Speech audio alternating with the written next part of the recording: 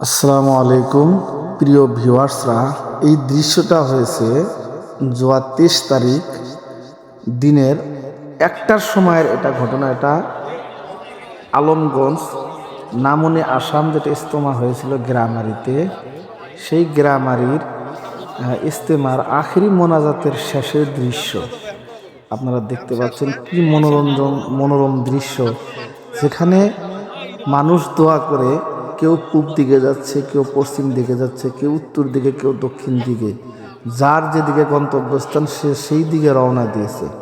এই দৃশ্যটা দেখে আমি তো হতভম্ব হয়েছি, কারণ এখানে ৩,৫০০ বিঘা এরিয়া নিয়ে এই ইজতেমাটা করা হয়েছিল।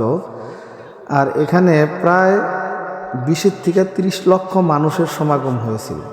আপনারা সামনে যেটা দেখতে পাচ্ছেন ব্লু রঙের, সেটাই হয়েছে আমাদের ইজতেমার প্যান্ডেল। আর এই টাওয়ারগুলো দেখতে পাচ্ছেন, এই টাওয়ারগুলো অনেকগুলো টাওয়ার আছে। আমি তো মোটামুটি ৬০ নাম্বার পর্যন্ত এই টাওয়ার আমি দেখেছি। এখানে হাজার হাজার লক্ষ লক্ষ মানুষের সমাগম হয়েছে।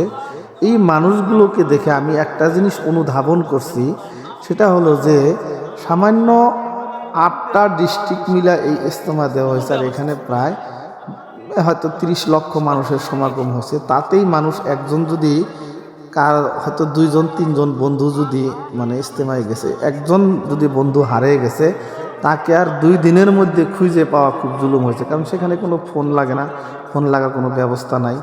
তো সেই জায়গার মধ্যে এই অবস্থা হয়েছে। তাহলে এই কথাটা দেখলে, এই দৃশ্যটা দেখলে মনে হয় কিয়ামতের মাঠের কথা মনে হয়। কিয়ামতের মাঠে lakh lakh billion billion trillion লোক হবে সেই দিন। বাবা ছুটবে মায়ের পিছে, মাও ছুটবে সন্তানের পিছে, সন্তান ছুটবে নিজের বাবার দিকে। কারণ আল্লাহ পাক কোরআনের মধ্যে বলেছেন, ইয়াউমা ইয়াফিরুল মারউ মিন আখিহি ওয়া উম্মিহি ওয়া আবি ওয়া সাহিবাতিহি ওয়া বানি। ওই দিন ছেলে একটা নেকির জন্য মায়ের দিকে দৌড়াবে, মাও স্বামীর দিকে দৌড়াবে, স্বামী তার ছেলের দিকে দৌড়াবে। তাহলে সেই দিন পরিস্থিতিটা আমাদের আপনাদের কি ভয়ানক হবে। তাহলে এই কথাটা চিন্তা করে একবার ভালো আমল করার জন্য চিন্তা করুন। সেদিন যদি আপনাদের আমল নামা যদি ভালো হয়, তাহলে আল্লাহ পাক আমাদেরকে জান্নাতে দিবে।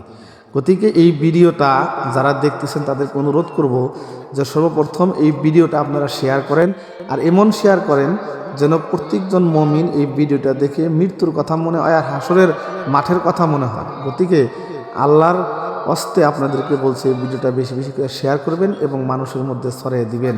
আর আল্লাহ পাক যেন এই ভিডিওটা দেখে আমাদের সবাইকে ভালো আমল করার জন্য তৌফিক দান করে।